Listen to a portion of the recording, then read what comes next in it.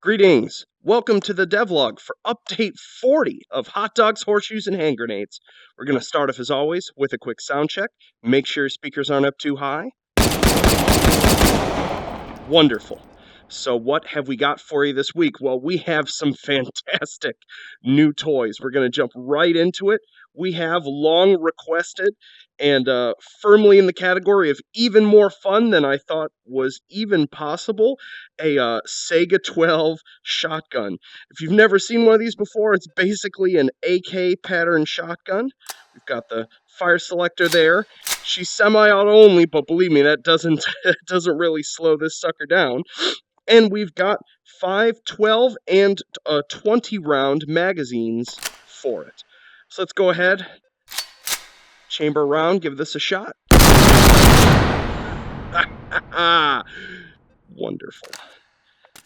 Throw the 12 in. Pop that there.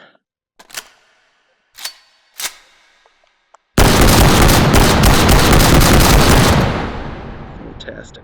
This can be tactically reloaded just like an AK. If you can manage to slip the mag in, we can, let's do this. Bam! Jam that up in there. Just love this. Absolutely love it.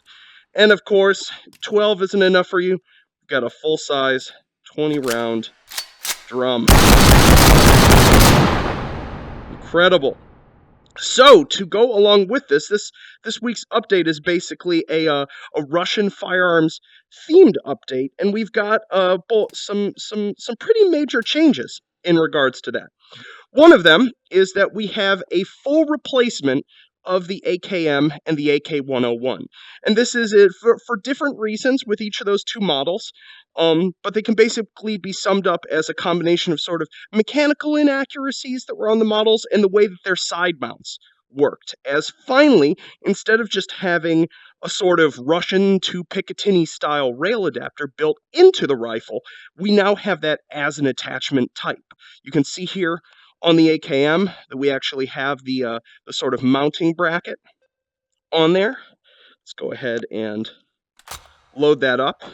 And we have for ourselves, we've got a couple new attachments this week. We've got a rail adapter, so if you're like, oh no, I can't attach what I like to attach to my AKM or 101 or Dragunov or Bison, which have also been changed, we can just pop this rail adapter on and attach our very standard Picatinny style attachments onto it. We also have, in addition to that, a bunch of special Russian style attachments. So this one is the Cobra Sight. Let's take a look down there. That's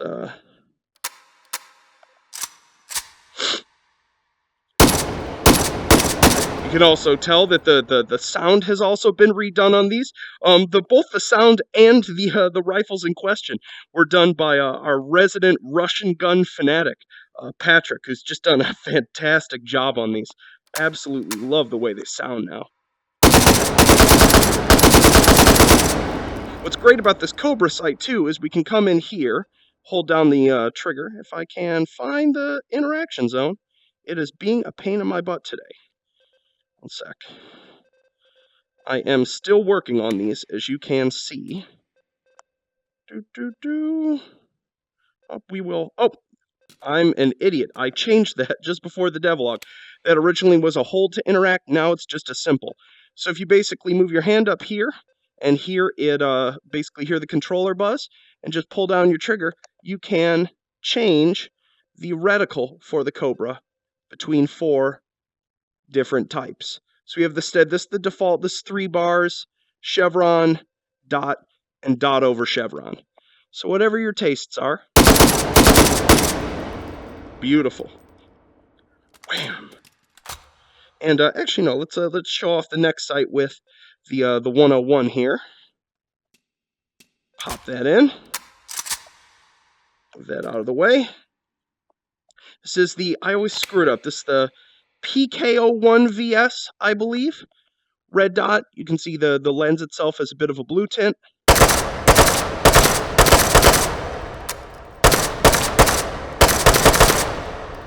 Beautiful. I quite like this one.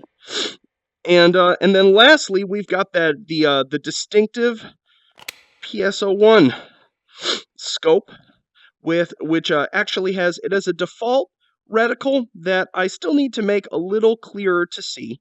It's sort of it's a black one, which is great for bright outdoor scenes, but for indoor scenes we can actually click that switch there and we get an illuminated reticle, which is better if we aim at the wall there, we can see it over a dark wall far, far better. So yeah.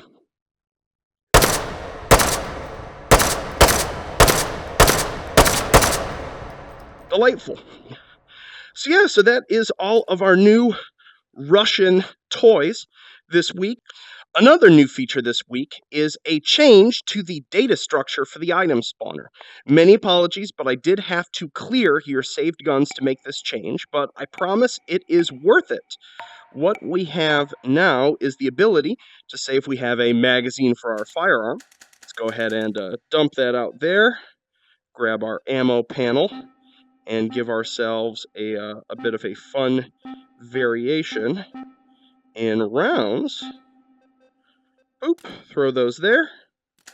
1, 2, 3, and 4.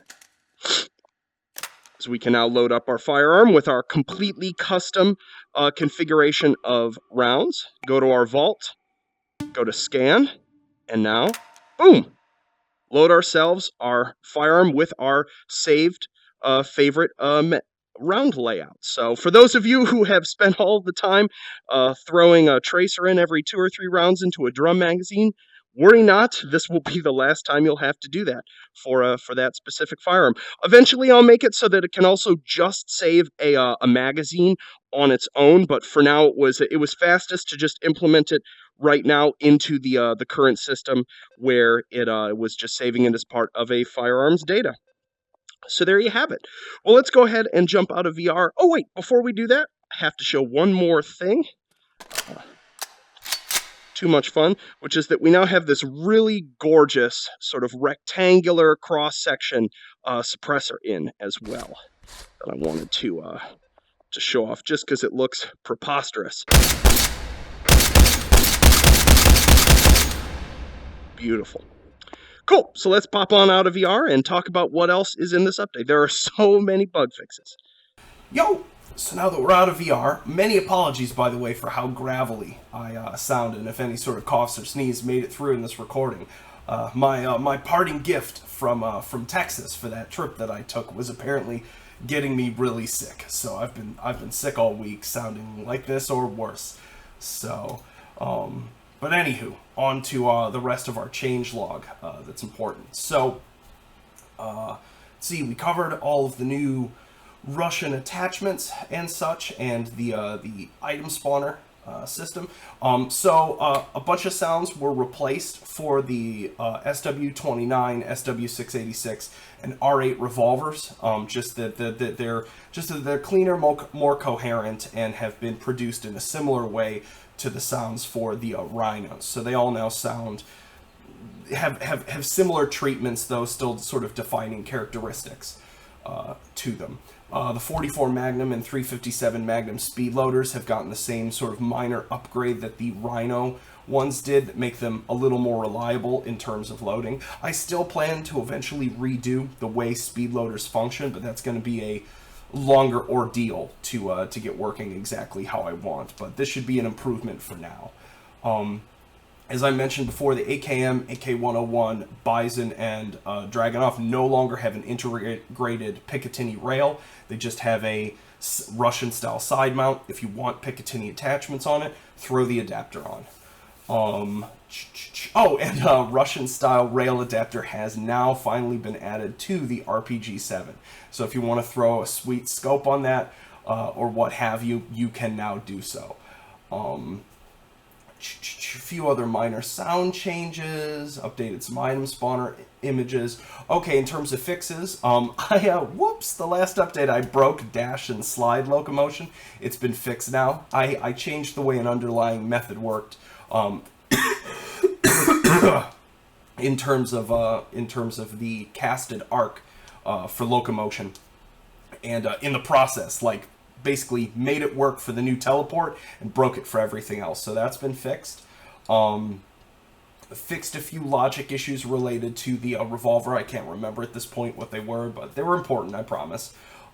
Fixed a whole bunch of stuff on the Commando 552 that got by me with the initial implementation. The trigger now animates. The bolt release is now triggerable by just tapping it the way it is with like the Mark 18 and such. The magazine is now mounted in the correct position, and there's no longer a bug related to saving it with suppressors in the item spawner.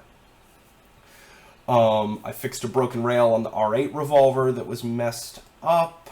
Move the item spawner over in the breaching prototype scene so it doesn't block the friggin' score timer when you have instructions up in it.